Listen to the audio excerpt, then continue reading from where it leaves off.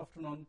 Welcome to Business Lunch. Stock markets level trading నిస్తేజంగా నష్టాలమయంగా కొనసాగుతోంది. Nifty ప్రస్తుతం 39 point నష్టంతో trade అవుతుంది 5461 దగ్గర.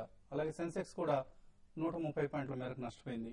So oil and gas, telecom, power, capital goods, realty, technology, metal shares index ను drag చేస్తున్నాయి. RBI credit policy రేపు రానున్న నేపథ్యంలో రేట్ సెన్సిటివ్ స్టాక్స్ లో అమ్మకాలు కొనసాగుతున్నాయి. ప్రధానంగా బ్యాంకింగ్, రియాలిటీ స్టాక్స్ బలహీనంగా ట్రేడ్ అవుతున్నాయి. ఎస్బీఐ సెన్సెక్స్ స్టాక్స్ లో ఎస్బీఐ సుమారుగా 2% వరకు నష్టపోయి కనిపిస్తోంది. అలాగే డిఎల్ఎఫ్ లాంటి stocks,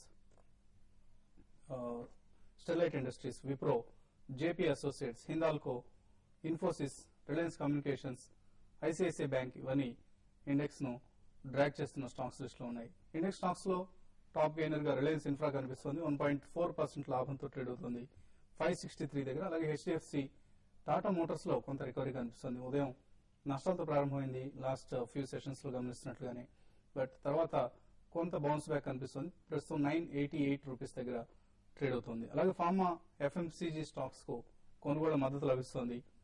doctor Reddy's labs trading ప్రారంభంలో నష్టపోయినప్పటికీ ఫార్మా స్టాక్స్ లో బయింగ్ తో ప్రస్తుతం రికవర్ అయింది. అలాగే లూపిన్, సన్ఫార్మా, ర్యాన్బ్యాక్స్ వంటి స్టాక్స్ లో కూడా కొనుగోలు కొనసాగుతున్నాయి. అలాగే అడ్వాన్స్ ట్యాక్స్ నెంబర్స్ కు సంబంధించిన అంచనాలు వెలువడుతూ ఉన్నాయి.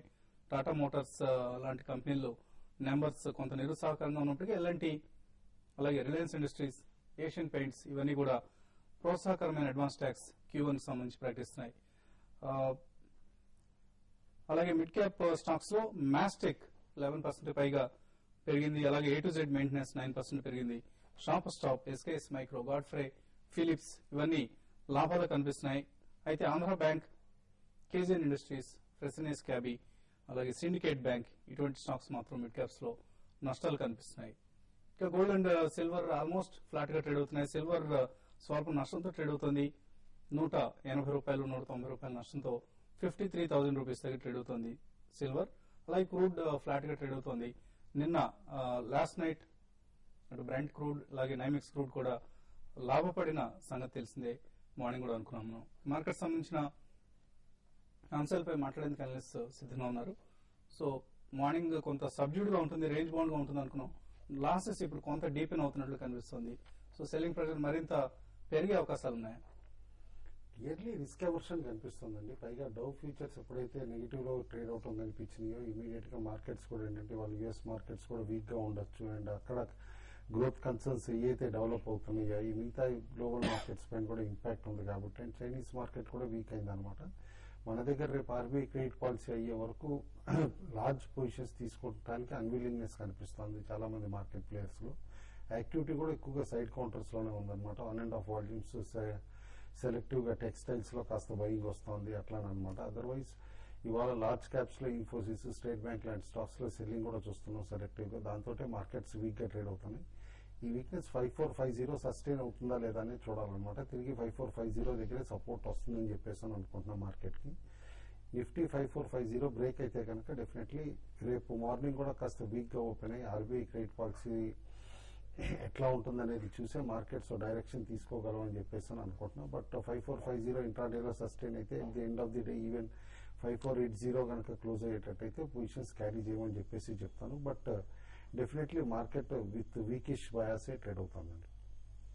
సో నార్మల్ గా క్రెడిట్ పాలసీకి ముందు మార్కెట్ నష్టపోతుంది కాబట్టి బహుశా క్రెడిట్ పాలసీ తర్వాత ఏదైనా పెరిగే అవకాశం ఉంది అని అంచనా ఎవరైనా కొందాం అనుకుంటే వాళ్ళకి ఎటువంటి స్టాక్స్ రికమెండ్ చేస్తారు మీరు? ఒకటండి, మామూలుగా ఏంటంటే క్రెడిట్ పాలసీ ఒక క్రెడిట్ పాలసీలో కానీ 0.25 కానీ అనౌన్స్ చేసిందంటే మాత్రం డెఫినెట్ గా మార్కెట్ అయితే పెరిగే అవకాశం ఉంది. ఒకవేళ 0.25 కాకుండా 0.50 ఆ విధంగా డెసిషన్ వచ్చిందంటే మాత్రం అది మార్కెట్ నెగిటివ్ ఫర్దర్ కూడా పడే అవకాశం ఉంది.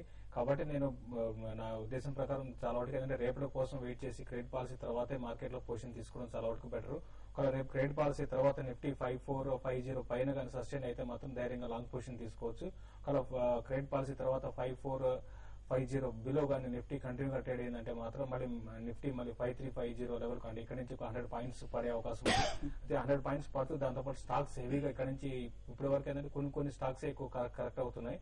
అయితే ఇక్కడ నుంచి మార్కెట్ పడిందంటే ఇప్పుడు ఏవైతే స్ట్రాంగ్ ఉన్న స్టాక్స్ ఉన్నాయో అవి కూడా ఫర్దర్ గా వీక్ అవుతాయి.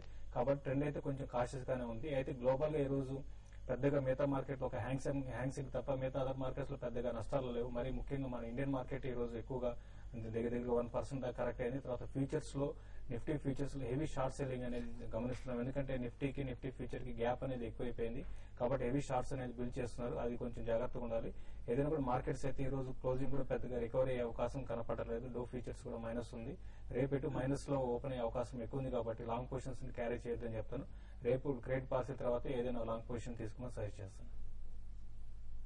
కాలర్స్ కొంతమంది లైన్ లో ఉన్నారు. భరత్ హైదరాబాద్ నుంచి. Bharat, sir good afternoon sir. Good afternoon. Sir 56 cars అండి, 55 పుట్టండి. ఏది ఉంచాలి ఏమైనా ఇప్పుడు ఈ రోజు రేపు బ్యాంకు క్రెడిట్ పడుతుంది కదా, ఏది అమ్మంటాను సార్. సో ఈ రెండు మీరు హెడ్జింగ్ లాగా తీసుకున్నారు. అవును సార్, ఇప్పుడు ఇంటర్నెట్ దగ్గర 56 కార్స్ తీసుకున్నాం, 20 కార్స్ తీసుకున్నాం, 20 లాక్స్ పుట్టు తీసుకున్నాం అండి. ఓకే అండి. 5600 కాల్ అండ్ 56 కార్ అండి. ఓకే అండి. 5500 పుట్ హోల్డ్ చేస్తున్నారు. ఒకటండి, ఇప్పుడు 55 ఇప్పుడున్న పరిస్థితులు అయితే మీరు పుట్టు రెండు కూడా హోల్డ్ చేయండి అండి. మీరు రేపు ఇంతకుముందు నేను చెప్పినట్టుగానే రేపు క్రెడిట్ పాలసీ తర్వాత ఒకవేళ 25 బేసిస్ పాయింట్స్ కానీ మార్కెట్ పాజిటివ్ గా రియాక్ట్ అవుతుందండి. అప్పుడు మీరు ఏం చేస్తారంటే పుట్ కవర్ చేసి లాంగ్ కాల్ ఉంచమని చెప్తాను. ఒకవేళ అది కానీ లేని పరిస్థితుల్లో ఒకవేళ 50 బేసిస్ పాయింట్స్ కానీ ఆర్బీఐ కానీ క్రెడిట్ పాలసీ అనౌన్స్ చేసిందంటే మాత్రం మార్కెట్ ఫర్దర్ గా వీక్ అవుతాయి. ఏదైనా కూడా మీరు 5450 అనేది మీరు టార్గెట్ పెట్టుకోండి. 5450 బిలో ఉన్నంత కాలం మీరు పుట్ను హోల్డ్ చేయండి. ఒకవేళ 5450 పైన ఉన్నంత కాలం మీరు కాల్ను హోల్డ్ చేయమని చెప్తాను. నెక్స్ట్ కాలర్ శేఖర్ రెడ్డి హైదరాబాద్ నుంచి. శేఖర్ రెడ్డి గారు, హలో హలో హలో చెప్పండి శేఖర్ రెడ్డి గారు. Hello good afternoon sir. Good afternoon. IFC share కొనొచ్చా సార్ ప్రెసెంట్ ప్రైస్ మీద? షార్ట్ టర్మ్ కోసం, లాంగ్ టర్మ్ కోసం అండి? లాంగ్ టర్మ్ అండి. అంటే 1 year హోల్డ్ చేస్తారు.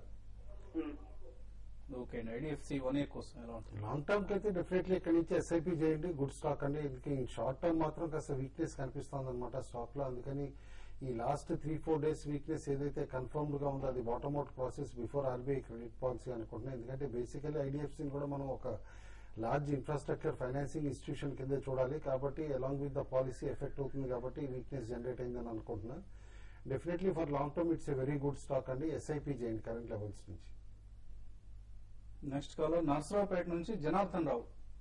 జనార్దన్ గారు సార్ అడగండి ప్రశ్న. విజయ బ్యాంక్ 400 తీసుకున్నానండి. విఎంఎస్ అండి. Vijaya bank sir. Vijaya bank. Okay okay. Ya, so Vijaya bank futures లో తీసుకున్నాం.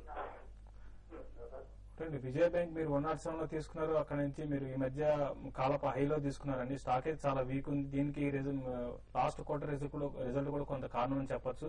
మిగతా అదర్ బ్యాంక్స్ కంపేర్ చేసుకుంటే ఇది టెక్నికల్ గా చాలా వీక్ ఉందండి. ఇప్పుడు ఇమీడియట్ అయితే మీకు ఆ రేటు వచ్చే అవకాశం కనపట్లేదండి. కొంత టైం పడుతుంది. అట్లీస్ట్ 6 to 8 months కూడా పట్టొచ్చు మీరు. కాబట్టి ఏదైనా మీరు దీన్ని యావరేజ్ చేసుకోవచ్చు అండి. ఫండమెంటల్ గా మంచి కంపెనీనే. మీరు ఇది అరౌండ్ 66, 68 కి వచ్చినప్పుడు మీరు ఫర్దర్ కూడా యాడ్ చేసుకోండి.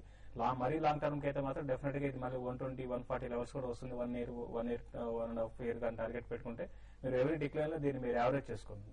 సో ఆల్మోస్ట్ ఇయర్ హై దగ్గర తీస్తున్నారు మీరు. మేబీ మరికొంత తగ్గినప్పుడు యావరేజ్ చేసుకుని ప్రయత్నం చేయండి. చంద్రయ్య కరీంనగర్ నుంచి నెక్స్ట్ కాలర్. చంద్రయ్య గారు గుడ్ ఆఫ్టర్నూన్ సార్. వసంత్ గారు. గుడ్ ఆఫ్టర్నూన్ అండి. సార్ నేను ఇండియన్ హోటల్స్ 83 లో తీసుకున్నాను సార్, లాంగ్ టర్మ్ కోసము. ఓకే అండి. అది హోల్డ్ చేయొచ్చు సార్. అదేవిధంగా ఐడిబిఐ బ్యాంక్ ఈ రేట్ లో తీసుకోవచ్చంటారా? ఓకే అండి. ఇండియన్ హోటల్స్ హోల్డ్ చేయొచ్చా? లాంగ్ టర్మ్ కి అయితే డెఫినెట్లీ ఇండియన్ హోటల్స్ హోల్డ్ చేయొచ్చండి. ఎందుకంటే షార్ట్ టర్మ్ లో ఈ స్టాక్ కూడా కాస్త వీక్నెస్ చూపిస్తుంది. బట్ ఇలా యుఎస్ ఆపరేషన్స్ ఏవైతే ఉన్నాయో అక్కడ ఇంకో హోటల్స్ కూడా couple of hotels take over చేసిన తర్వాత రీస్ట్రక్చరింగ్ చేస్తారని చెప్పేసి చెప్తున్నారు. దాని తర్వాత స్టాక్ బాగా పెర్ఫార్మ్ చేయొచ్చు అని చెప్పేసి అని అనుకుంటున్నాను. లాంగ్ టర్మ్ కి అయితే డెఫినెట్లీ కరెంట్ లెవెల్స్ నుంచి మీరు ఇన్ ట్రాంచెస్ బై చేయడం అడ్వైజబుల్ అండి. ఐడిబిఐ బ్యాంక్ కొనొచ్చా? ఐడిబిఐ కూడా మనం చూస్తే ప్రైస్ టు సేల్స్ రేషియో కానీ అట్లా క్లియర్ గా ఒక ఫండమెంటల్ పారామీటర్స్ వైజ్ చూస్తే వన్ ఆఫ్ ద చాలా అండర్ ప్రైజ్డ్ స్టాక్ అని చెప్పేసి చెప్పాలండి. పిఎస్యూ బ్యాంక్స్ లో కరెంట్ లెవెల్స్ మీరు డెఫినెట్లీ అక్యుములేట్ చేయండి. డోంట్ ఎక్స్పెక్ట్ షార్ట్ టర్మ్ లో ఏదో స్పెక్టాక్యులర్ రిటర్న్స్ వస్తాయని. ఎందుకంటే స్టాక్ కి ఎవ్రీ లెవెల్లో కాస్త రెసిస్టెన్స్ వస్తుంది. ఇప్పుడు పెరిగేటప్పుడు మేజర్ రెసిస్టెన్స్ ఫస్ట్ 135, 140 బ్యాండ్ లో వస్తుంది. ఆ తర్వాత మళ్ళా కూడా 158, 160 లెవెల్స్ లో కూడా వస్తుంది. బట్ హోల్డ్ చేస్తే definitely 170-180 levels with in 9 to 12 months రావచ్చు అండి. ఓకే అండి. సో ఐడిబై డిక్లైన్స్ లో కొనండి. అలాగే ఇండియన్ హోటల్స్ కూడా లాంగ్ టర్మ్ కోసం అయితే హోల్డ్ చేయండి, అదర్వైజ్ ఎగ్జిట్ అయ్యే ప్రయత్నం చేయండి. ఇప్పుడు చిన్న బ్రేక్ తీసుకుందాం.